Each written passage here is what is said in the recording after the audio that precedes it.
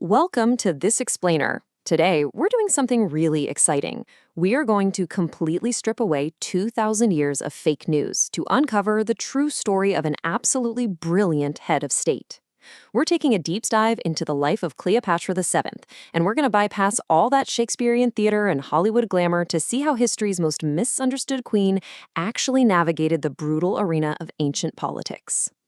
But first, I gotta ask you something. What is the very first image that pops into your head when you hear the name Cleopatra? Are you picturing, Elizabeth Taylor in lavish gold eyeliner? Are you imagining a hyper-sexualized Hollywood siren who cared way more about luxurious bath milk and seducing powerful Roman men than actually running her own country? Well, if you are, you've honestly been sold the greatest lie in history. Because the real Cleopatra, she was a master naval commander, an incredible intellectual, and the ultimate political survivor. Starting right off with number one, the Caesar alliance. To really grasp her brilliance, we have to look at her very first major power play. See, Cleopatra had been exiled from her own capital by her brother's ruthless court advisors. She absolutely had to speak with Julius Caesar, who had just arrived in Egypt, but her brother's army had the entire city blockaded. So how did she actually pull off sneaking in to meet him? I mean, if she had simply walked up to the gates, she would have been killed on the spot before she ever even reached the palace doors. And this whole situation perfectly illustrates how a genuinely terrifying, death-defying secret mission got turned into a cheap romantic trope over the years.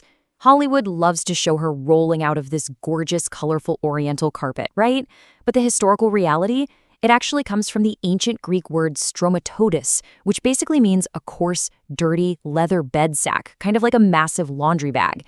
She got into a tiny rowboat at night with a single trusted friend, Apollodorus. They rowed right past these massive Roman warships, and she crawled into this filthy sack. Apollodorus just threw her over his shoulder and walked right past the guards, pretending to deliver laundry.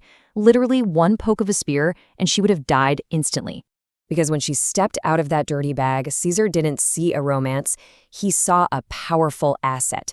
This was a mutually beneficial, incredibly high-stakes political partnership. Think about it. Caesar was a 52-year-old veteran warlord and political survivor.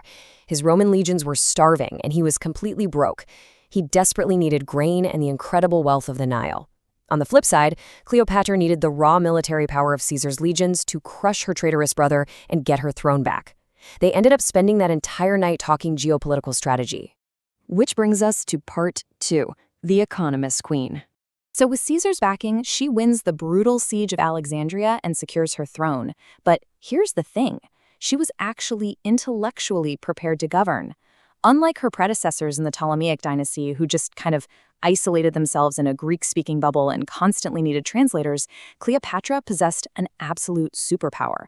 She spoke 9 languages fluently. 9! Greek, Aramaic, Hebrew, Latin, and she took the unprecedented step of actually learning native Egyptian so she could connect directly with the very people she ruled. Even the historian Plutarch, who honestly didn't particularly like her, praised her brilliant mind and her charming voice way more than her physical beauty. And she needed every single ounce of that brilliance. When the Nile failed to flood for consecutive years, threatening catastrophic famine and inflation, she didn't panic. And she didn't hoard food either. Actually, she executed these incredibly bold economic reforms.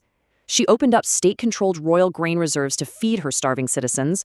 She cleverly devalued the silver currency just enough to stimulate the economy. She cut taxes for rural farmers, and she boldly reestablished these massive trade routes across the Red Sea with India. She kept Egypt wealthy and stable, while the Roman Empire just across the sea was literally tearing itself apart in a bloody civil war. Moving on to number 3. Master of political branding.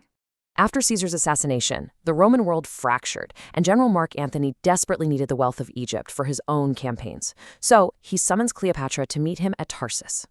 Now, the Roman expectation here was that she would show up as this repentant vassal state ruler, begging for forgiveness in some dusty military tent. Instead, she delivers an absolute masterclass in optics. She arrives sailing up the river on this massive golden barge with purple silk sails, and she's dressed as Aphrodite, the goddess of love, specifically because Antony loved to portray himself as Dionysus. See, she wasn't using seduction to trick him. She was using divine mythological framing to declare them as absolute equals, destined to rule the East together. And this level of confidence absolutely infuriated the traditional men of Rome. Just listen to what Roman Senator Cicero wrote in his private letters. He said, "I hate the queen. Her arrogance fills me with bile."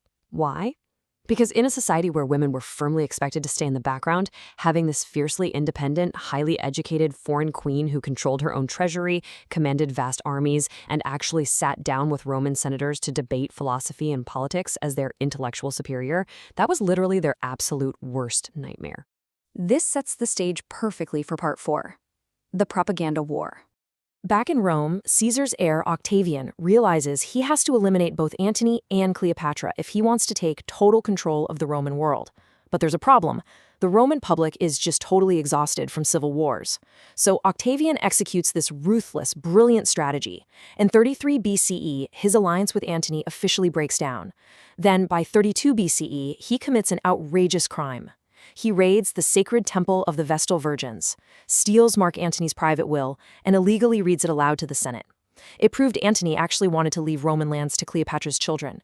This sparked absolute outrage, and it allowed Octavian to completely frame his power grab as a noble defense against a foreign enemy, which led straight to the catastrophic Battle of Actium in 31 BCE, and finally the Siege of Alexandria in 30 BCE. But here is the crazy part. Octavian fought this war entirely in the minds of the public with an unprecedented fake news campaign. Notice he didn't declare war on Mark Antony. He declared war exclusively on Cleopatra.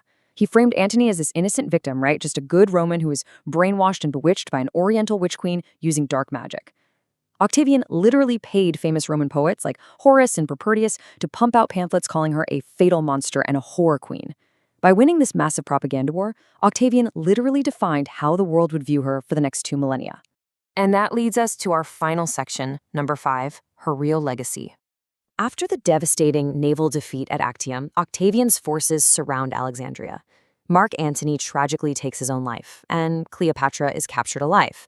Now, knowing perfectly well that Octavian fully intends to drag her back to Rome in iron chains to be paraded as a trophy, she orchestrates her own death. Which brings up history's biggest question. Did Cleopatra really die from an Egyptian cobra bite to the bare breast? I mean, it's the image we've seen in thousands of Renaissance paintings and modern movies, but it is a complete distortion of her ultimate political defiance. The famous myth claims she used a snake secretly hidden in a small basket of figs. But think about it. An Egyptian cobra is typically 5 to 8 feet long.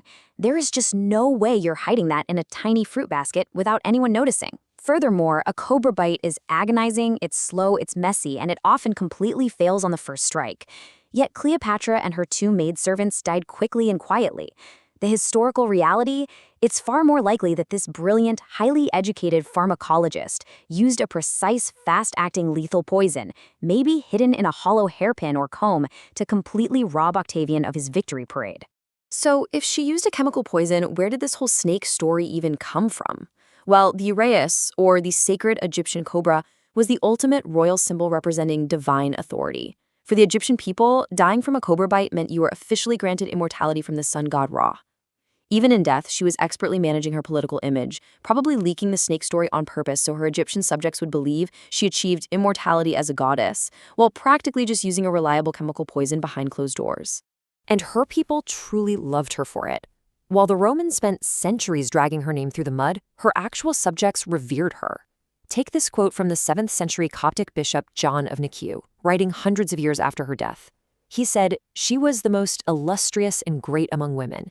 She built great monuments, enlarged her cities, and was a wise administrator of her realm." When you actually look at the historical sources in Egypt, you don't find a temptress. You find a deeply loved, highly effective pharaoh who stabilized an economy and completely outsmarted the brutal men of her era for over 2 decades. Cleopatra was definitely not a victim of history. She was an extraordinary player on the grandest political stage imaginable, someone who completely refused to let an empire break her spirit. But because she lost that final war, Octavian got to write her history, effectively erasing the brilliant multilingual economist and replacing her with a dangerous seductress. Which brings us to a final thought for you to chew on today. If her enemies hadn't written her history, how else would we remember the last independent pharaoh of Egypt today? And more importantly, it really leaves you wondering, what other incredible female leaders have been entirely erased by the victor's propaganda, doesn't it? Please like and subscribe.